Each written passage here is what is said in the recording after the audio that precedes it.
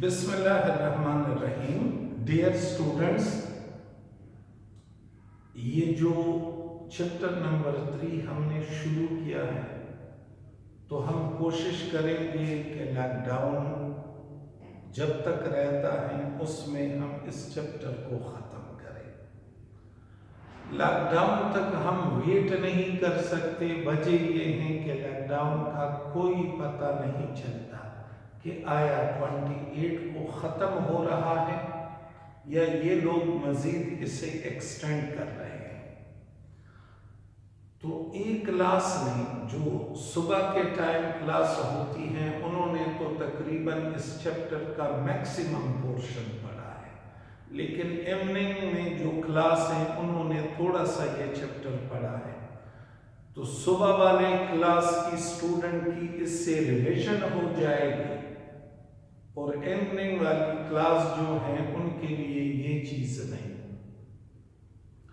तो बिस्मिल्लाह करते हैं वैलेंस बॉन्ड थ्योरी से। इसके पोस्टुलेट्स ये हैं। इन पोस्टुलेट्स का आप स्क्रीनशॉट लेंगे।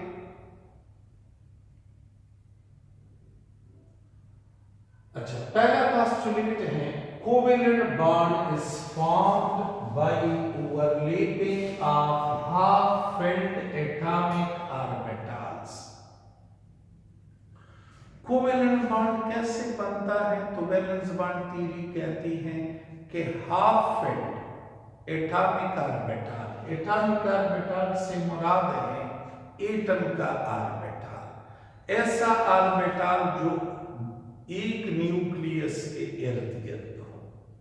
एटम के ऑर्बिटल को एटॉमिक ऑर्बिटल कहते हैं, जैसे कि s p d f, ये एटॉमिक ऑर्बिटल्स हैं। हाफ फिल्ड किसे कहते हैं? तो वो ऑर्बिटल जिसमें एक इलेक्ट्रॉन हो, सिंगल इलेक्ट्रॉन। जब हाफ फिल्ड ऑर्बिटल आपस में ओवरलैप करते हैं, यानी एक दूसरे के साथ मिलते हैं, तो कोवेलेंट बॉन्ड बनता है। दूसरा पोस्टुलेट कहता है एक एटम कितने कोवेलेंट बॉन्ड बनाएगा? जितने उसके पास हाफ फिल्ड एटॉमिक ऑर्बिटल होंगे। एक हाफ फिल्ड एटॉमिक ऑर्बिटल है तो एक बॉन्ड बनाएगा, दो है तो दो बनाएगा, तीन है तो तीन, चार है तो चार, पांच है तो पांच, छह है तो छह। जितने हाफ फिल्ड एटॉमिक ऑर्बिटल होंगे, एटम उतने कोवेलेंट बॉन्ड बनाएगा। तीसरा पोस्टुलेट है ओवरलैपिंग एटॉमिक ऑर्बिटल्स, जिन ऑर्बिटल्स ने आपस में मिलना है उनमें इलेक्ट्रॉन मौजूद होंगे विद अपोजिट स्पिन। सपोज ये दो एटॉमिक ऑर्बिटल, ये दो एटॉमिक ऑर्बिटल, इनमें शुरू में इलेक्ट्रॉन सेम स्पिन वाले होंगे, लेकिन जब ये एक दूसरे के करीब आएंगे तो सेम स्पिन वाले इलेक्ट्रॉन एक दूसरे को रिपेल करते हैं।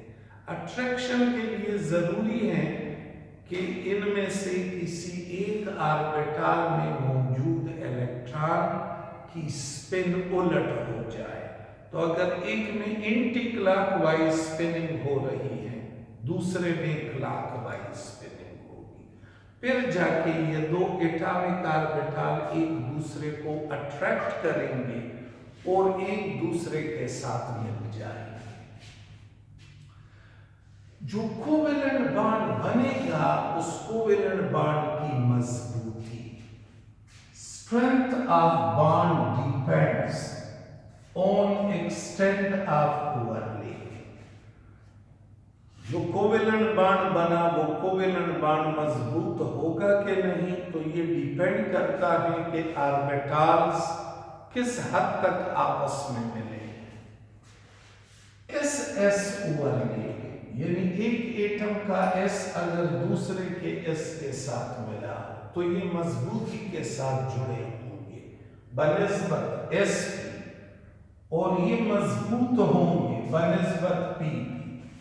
यानी एक एटम का S दूसरे एटम के S के साथ मिला, एक एटम का S दूसरे एटम के P के साथ मिला, एक एटम का P दूसरे एटम के P के साथ मिला। तो मजबूत बॉन्ड किससे बनेगा? SS से। दूसरे नंबर पे sp और तीसरे नंबर पे P।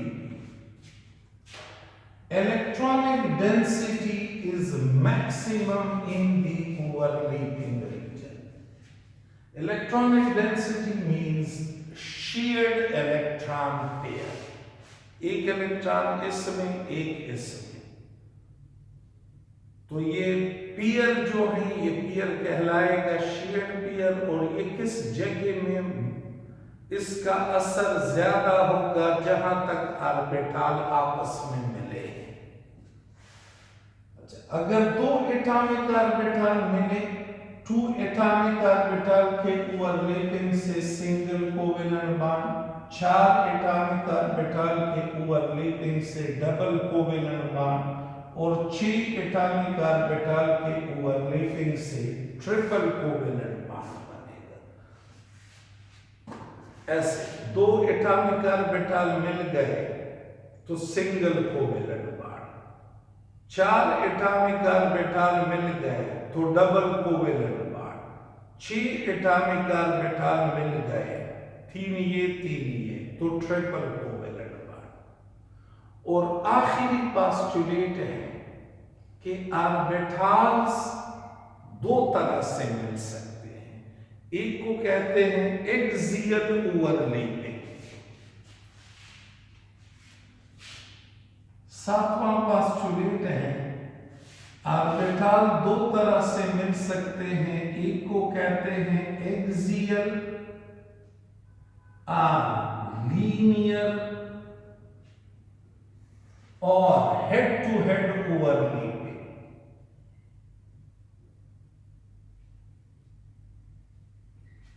इससे जो कोवेलेंट बॉन्ड बनता है उसे सिग्मा बॉन्ड कहते हैं। दूसरे को कहते हैं पैरेलल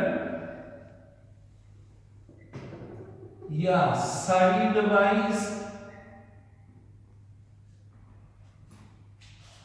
या लेटरल ओवरलैपिंग।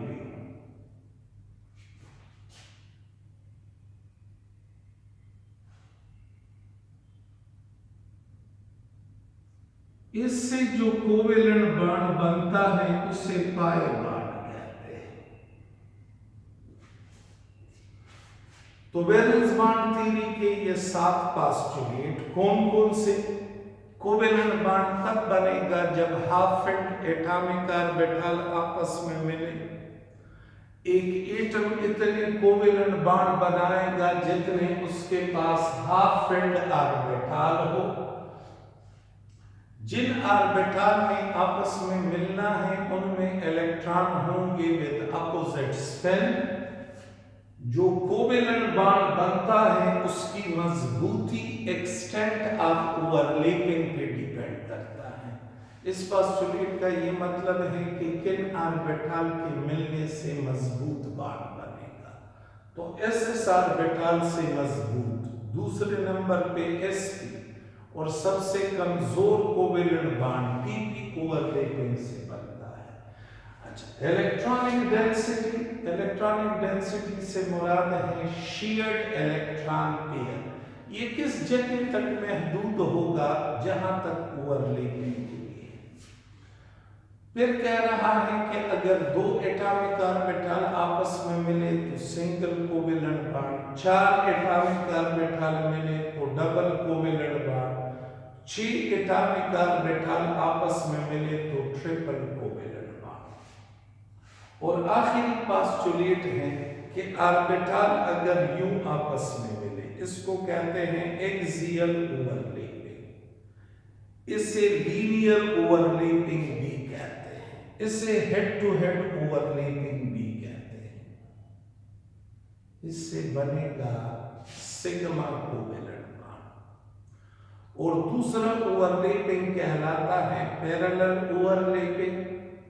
यानी अगर ऐसे इसे साइड वाइज ओवरलैपिंग या लेटरल ओवरलैपिंग भी कहते हैं। इस किस्म के ओवरलैपिंग से जो कोवेलेंट बॉन्ड बनता है उसे पाई कोवेलेंट बॉन्ड कहते हैं। तो एटॉमिक ऑर्बिटल दो तरह से मिल सकते हैं, लीनियर और पैरेलल। लीनियर ओवरलैपिंग से सिग्मा बॉन्ड, पैरेलल ओवरलैपिंग से पाई बॉन्ड। सिग्मा बॉन्ड दो एटम के दरमियान सिर्फ एक ही बन सकता है। जब भी दो एटम करीब आएंगे, जो पहला कोवेलेंट बॉन्ड उनके बीच बनेगा वो सिग्मा ही होगा।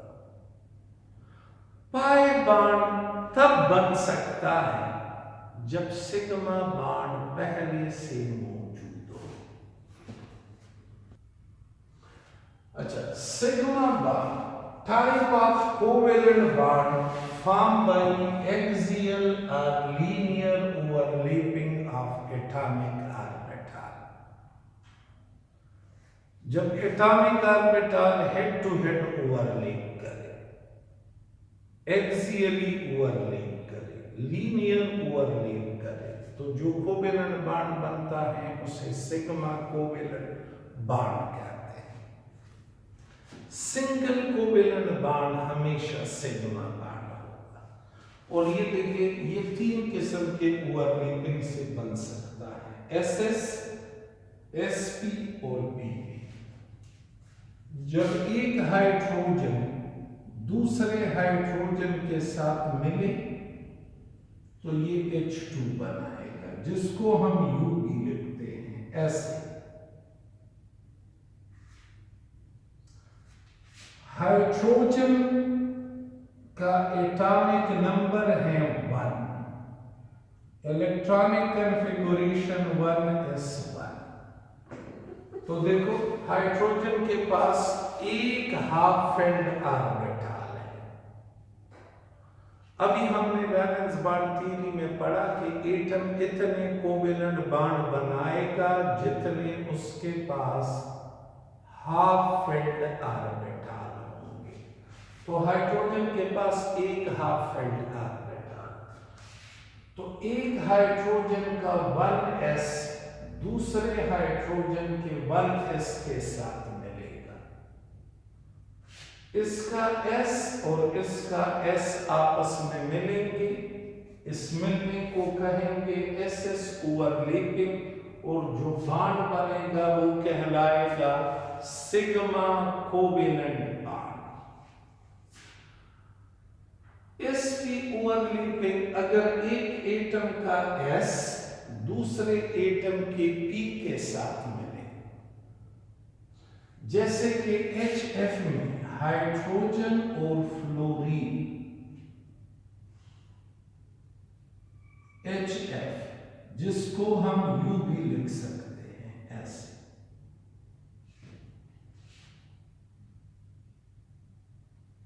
इसमें हाइड्रोजन का S है, फ्लोरीन का P है।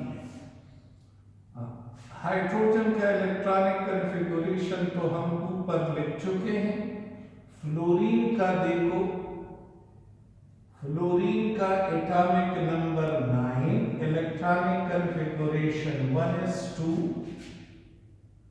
2s2, 2px, 2py, 2pz। कितने इलेक्ट्रॉन बाकी हैं?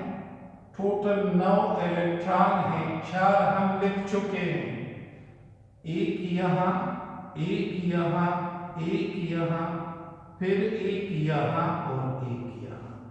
ये फ्लोरीन का इलेक्ट्रॉनिक कन्फिगुरेशन। फ्लोरीन में आप देखो एक हाफ फेल्ड एटॉमिक ऑर्बिटल है, देयरफॉर फ्लोरीन एक बॉन्ड बना सकता है। और ये 3 ऑर्बिटल ऐसे अरेंज हैं, ये px, ये py,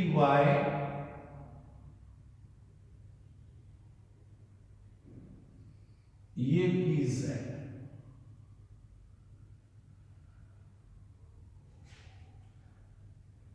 फ्लोरीन का होगा PX और हाइड्रोजन का होगा 1S। ये हाइड्रोजन, ये फ्लोरीन। इसका कौन सा ऑर्बिटल S और फ्लोरीन का P, तो इस ओवरलैपिंग को कहोगे sp ओवरलैपिंग। और जो बॉन्ड बना ये बॉन्ड कहलाएगा sigma covalent bond. pp overlapping जब एक एटम का p दूसरे एटम के p के साथ मिले, जैसे एक फ्लोरीन दूसरे फ्लोरीन के साथ, F2 जिसको हम U भी लिखते हैं, तो ये होगा ऐसे फ्लोरीन का इलेक्ट्रॉनिक कन्फिगुरेशन। ये px, py और pz।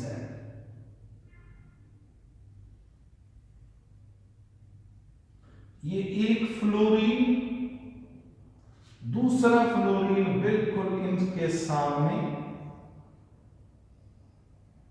px, py, pz।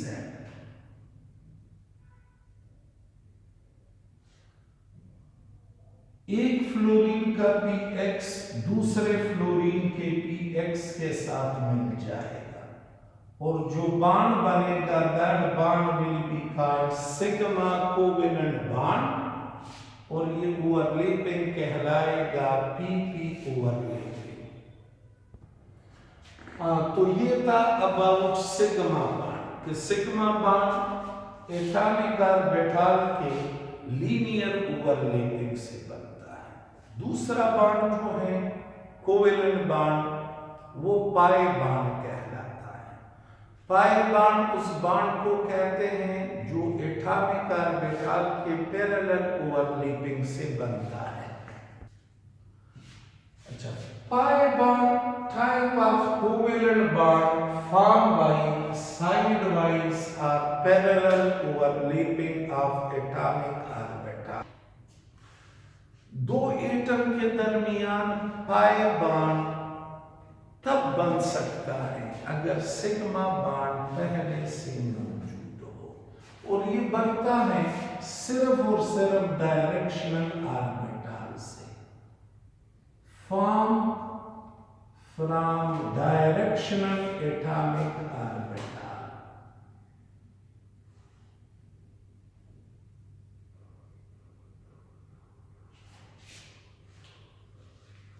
यानी p ऑर्बिटल से, d ऑर्बिटल से, f ऑर्बिटल से। देखो नाइट्रोजन मॉलिक्यूल पहला एग्जांपल है, एक नाइट्रोजन दूसरे के साथ मिला, N2 बना, तो N2 का स्ट्रक्चर कुछ यूं है। यानी नाइट्रोजन मॉलिक्यूल में ट्रिपल कोवेलेंट बॉन्ड है, एक बॉन्ड सिग्मा है, दो बॉन्ड पाई। कैसे बनता है? तो नाइट्रोजन का atomic number 7, configuration 1s2, 2s2, 2px1, 2py1, 2pz1। ये ऐसे अरेंज है।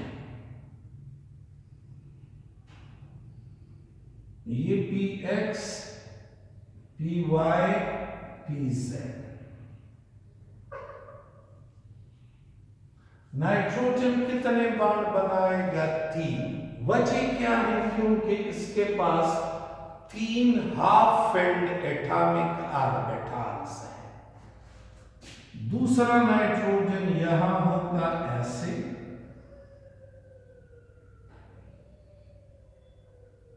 px, py, pz।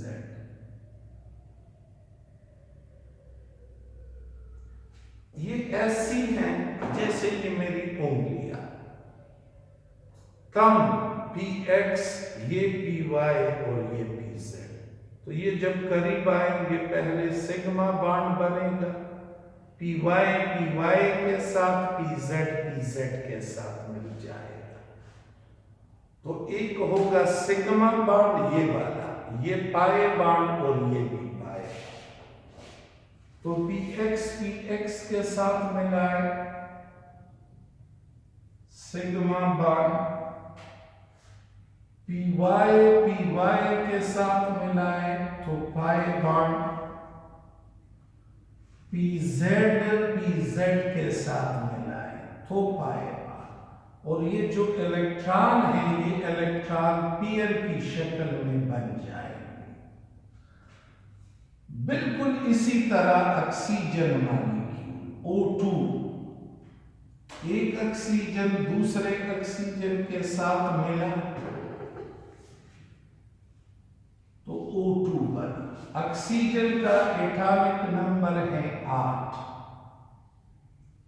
और ऑक्सीजन का इलेक्ट्रॉनिक कॉन्फ़िगरेशन है ऐसे 1s2 2s2 2px 2py 2pz। एक इलेक्ट्रॉन इसमें, एक इसमें और दो इसमें। अब ये इलेक्ट्रॉन हो गए 8। ऑक्सीजन कितने बॉन्ड बनाएगा? 2, क्योंकि एक ये हाफ एंड ऑर्बिटल और दूसरा ये। तो ये कुछ ऐसे अरेंज है, ये px, ये py, pz नहीं लिखता क्योंकि ये ऑलरेडी पेयर की शक्ल है। ये px, ये py, pz को इग्नोर कर ले। ये करीब आएंगे और करीब आने पे इनके px आपस में मिल जाएंगे और इलेक्ट्रॉन पेयर की शक्ल में। तो ये कौन सा बॉन्ड बना? Sigma bond. अब इसका py इसके py के साथ, ये ऐसी हैं जैसे ये मेरी उंगलियां, तो इनमें होगी साइड वाइज ओवरलैपिंग और साइड वाइज ओवरलैपिंग से पाई बॉन्ड बना। अच्छा, ऑक्सीजन मॉलिक्यूल में O2 में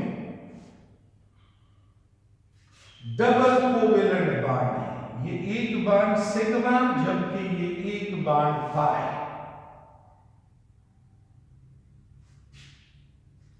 O2 मॉलिक्यूल ऐसा है, ये एक बॉन्ड सिग्मा बॉन्ड, ये एक बॉन्ड पाई बॉन्ड। O2 में सारे के सारे इलेक्ट्रॉन पेयर की शक्ल में,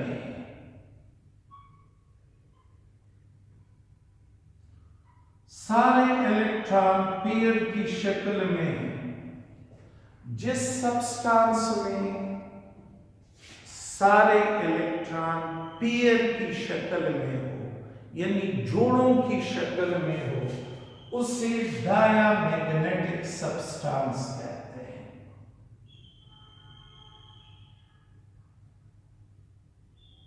डायामैग्नेटिक सब्सटेंस उसे कहते हैं जिससे मैग्नेट रिपेल करे।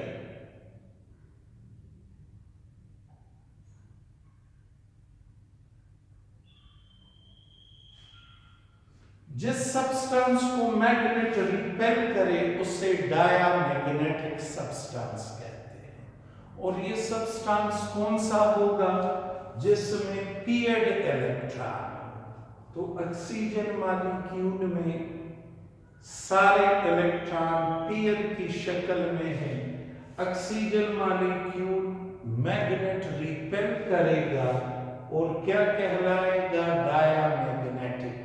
ये बात हमें कौन बता रहा है? वैलेंस बॉन्ड थ्योरी कह रही है। जबकि हकीकत में ऑक्सीजन मॉलिक्यूल पैरामैग्नेटिक है।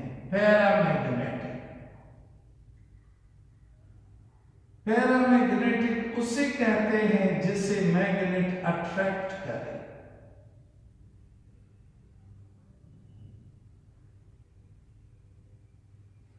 और इसकी वजह होती है अनपेयर्ड इलेक्ट्रॉन, बेजोड़ा इलेक्ट्रॉन। तो वैलेंस बॉन्ड थ्योरी के मुताबिक ऑक्सीजन मॉलिक्यूल डायमैग्नेटिक है, जबकि एक्चुअली ऑक्सीजन मॉलिक्यूल पैरामैग्नेटिक है, यानी उसे मैग्नेट अपनी जानिब अट्रैक्ट करता है। Hence valence bond theory oxygen molecule के मैग्नेटिक प्रॉपर्टी को एक्सप्लेन नहीं करती। वैलेंस बॉन्ड थ्योरी किन चीजों को एक्सप्लेन करती है कि कोवेलेंट बॉन्ड कब बनेगा, एक एटम कितने कोवेलेंट बॉन्ड बनाएगा, जो कोवेलेंट बॉन्ड बनेगा वो मजबूत होगा कि नहीं। ये तीन बातें वैलेंस बॉन्ड थ्योरी अच्छी तरह से एक्सप्लेन करती है। कोवेलेंट बॉन्ड का बनना, कोवेलेंट बॉन्ड की तादाद और कोवेलेंट बॉन्ड की मजबूती, लेकिन ये मॉलिक्यूल के मैग्नेटिक प्रॉपर्टी को एक्सप्लेन नहीं करती। और यही वैलेंस बॉन्ड थ्योरी का सबसे बड़ा ड्रॉबैक